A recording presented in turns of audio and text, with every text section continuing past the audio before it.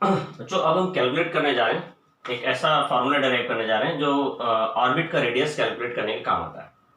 देखिए, यदि कोई इलेक्ट्रॉन न्यूक्लियस के चारों तरफ चक्कर लगाता है तो आखिर ऐसा क्यों है कि इलेक्ट्रॉन एक निश्चित दूरी पर चक्कर लगाता है?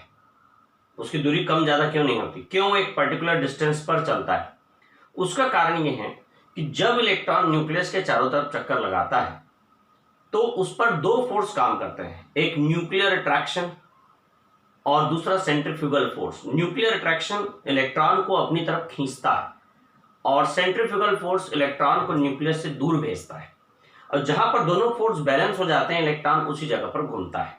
यह बिल्कुल हमारे पृथ्वी के जैसा ही लॉजिक यहाँ पर पूरा लगता है, ठीक है। उसमें पृथ्वी भी अपने ऑर्बिट में घूमती है, तो उस टाइप का ही चीज यहाँ पर भी है। और हमको भी मालूम है कि कोई भी प्लेनेट जो रहता है पृथ्वी के चारों तरफ, या कोई भी किसी भी प्लेनेट में जो चारों तरफ जो सैटेलाइट अगर है, तो उस पर यही सब प्रिंसिपल, लगभग यही चीजें लगती हैं, वही चीज यहाँ पर भी है। तो इलेक्ट्रॉन जो है वो न्यूक्लियस के चारों तरफ चक्कर लगाता है, तो वो वहां पर घूमता है जहां पर उसका जो सेंट्रीफ्यूगल फोर्स है वो न्यूक्लियर अट्रैक्शन फोर्स के बराबर, मतलब न्यूक्लियस का जो अट्रैक्शन इलेक्ट्रॉन पर लग रहा है वो जब इलेक्ट्रॉन के सेंट्रीफ्यूगल फोर्स के बराबर हो जाता है तो उसी जगह पर इलेक्ट्रॉन रिवॉल्व करना चालू कर देता है और वही उसका ऑर्बिट हो जाता है। मतलब ये हुआ कि किसी ऑर्बिट में कॉन्स्टेंटली रिवॉल्व करने के लिए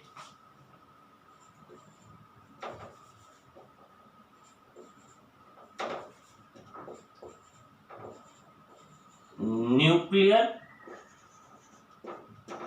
अट्रैक्शन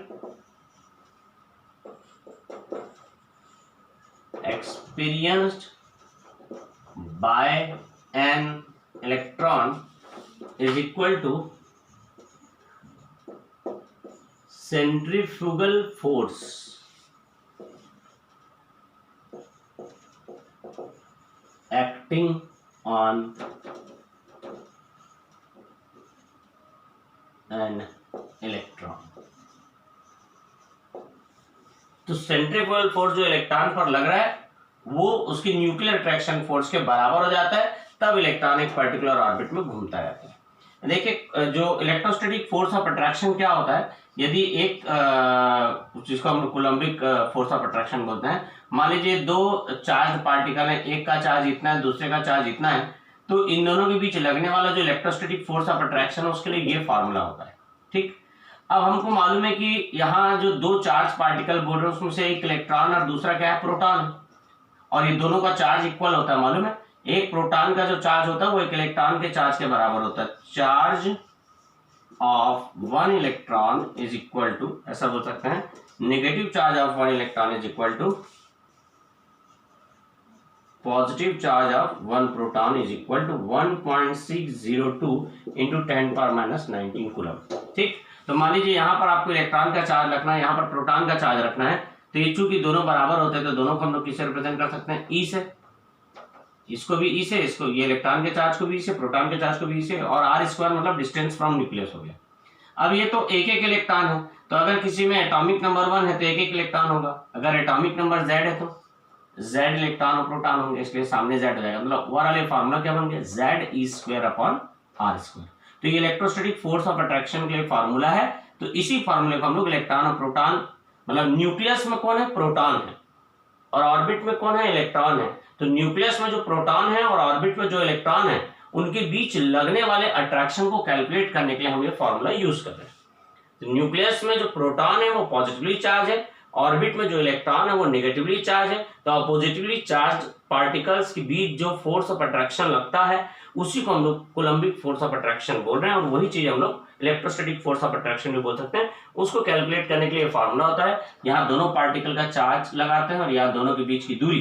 तो यहाँ पर इस एग्जांपल में न्यूक्लियस के केस में यहाँ आप इलेक्ट्रॉन का चार्ज रख दिए, यहाँ प्रोटॉन का चार्ज रख दिए, क्योंकि दोनों का चार्ज बराबर है इसलिए दोनों को आप ई से रिप्रेजेंट कर रहे हो।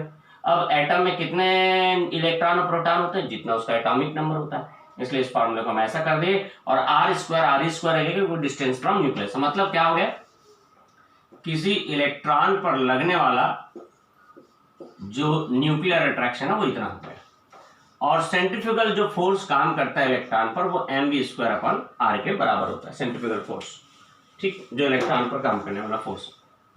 ये हो गया आपका इक्वेशन नंबर 1। दूसरी चीज होती है बोर पोस्टुलेट्स, कल हम लोग पढ़े थे, बोर्स पोस्टुलेट्स।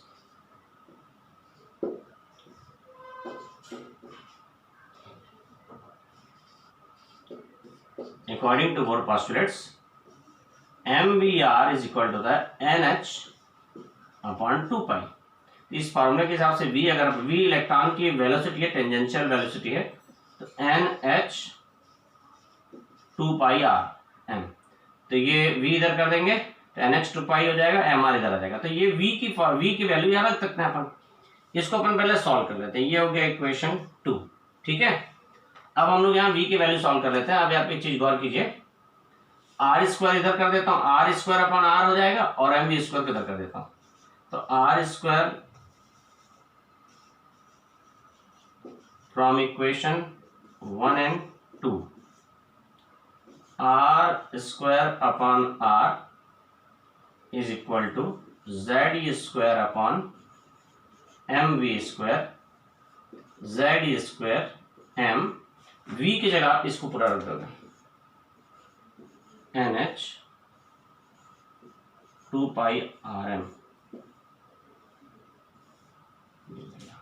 तो V की जगह रख देंगे NH 2 पाई RM, ठीक। अब इसको सॉल्व कर लेते हैं। अब देखिए आर स्क्वायर आर मतलब यहाँ टोटल किसके बराबर हो जाएगा, R के बराबर। इसके बारे में सॉल्व कर लेते हैं।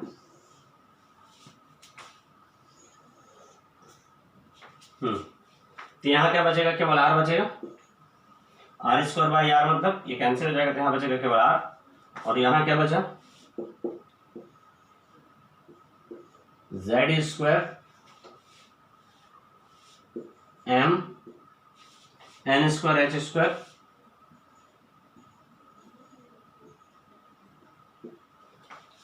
और ये जाएगा 4 पाई आर स्क्वायर, ये 4 हो जाएगा, पाई स्क्वायर आर स्क्वायर हो जाएगा। अब मैं इसको न्यूमरेटर में लिख देता हूँ, डिनोमिनेटर में एन स्क्वायर एच स्क्वायर हो गया, न्यूमरेटर में क्या आ जाएगा 4 पाई स्क्वायर आर स्क्वायर और एम स्क्वायर, ऐसा हो जाएगा 4 pi square R square M square, ठीक है। अब आप गौर करेंगे तो सबको मैं, ये एम कैंसिल हो जाएगा, ये कैंसिल हो जाएगा। अब मैं इस आर को इधर ला देता हूँ, तब क्या आ जाएगा, आर स्क्वायर बाई आर हो जाएगा, इधर आ गया। बाकी सब ये अभी क्या होगा, जो डिनोमिनेटर है वो न्यूमरेटर बन जाएगा, N square upon H square, और न्यूमरेटर डिनोमिनेटर ये इधर आ गया ना, तो यह जाएगा Z E square 4 pi square और एम बस बचेगा, ठीक है। ये इतना को छोड़ दिया मैं, इसको इधर ले आया, एन स्क्वायर एच स्क्वायर आगे इधर, जेड स्क्वायर ई स्क्वायर 4 पाई स्क्वायर और एम इधर बच जाएगा, ये एम कैंसिल हो गया, ठीक है, आर स्क्वायर आर। तो ये जो होगा ना, ये रेडियस का फार्मूला हो जाएगा।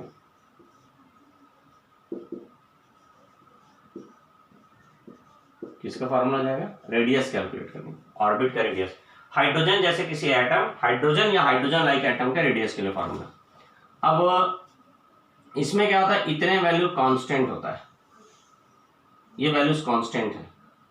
इसकी अगर हाइड्रोजन एटम की बात करें, for first orbit of hydrogen atom n is equal to 1 हो जाएगा और z is equal to 1। Hydrogen के लिए तो z तो 1 ही होता है, ऑर्बिट कुछ भी हो, पर z की वैल्यू तो 1 होती है, और ऑर्बिट फर्स्ट ऑर्बिट के लिए n की वैल्यू 1 हो जाएगी।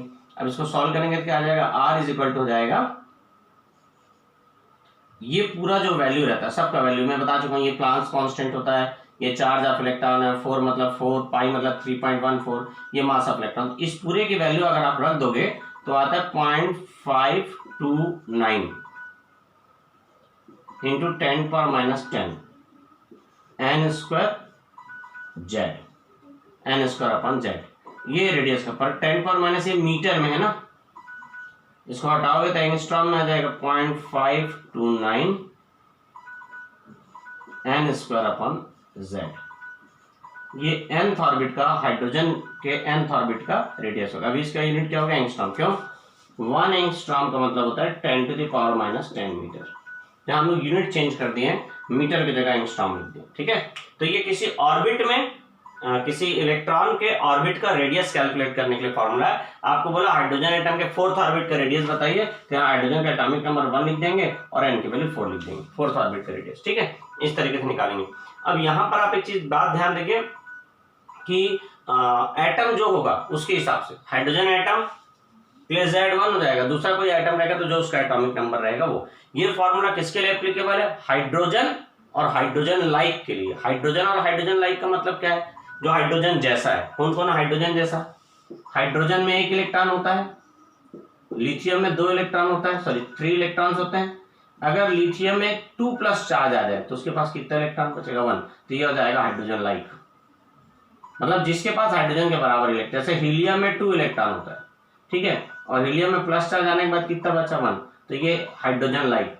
तो ये हाइड्रोजन लाइक नहीं है, ये हाइड्रोजन लाइक नहीं, क्योंकि इनके पास इलेक्ट्रॉन 1 से ज्यादा है। पर ये हाइड्रोजन लाइक है ये दोनों, क्योंकि इसके पास हाइड्रोजन के बराबर इलेक्ट्रॉन। तो इन टाइप के जो एटम्स होते हैं उनके लिए एप्लीकेबल होता है। ठीक है, तो ये रेडियस निकालने का फॉर्मूला आ गया।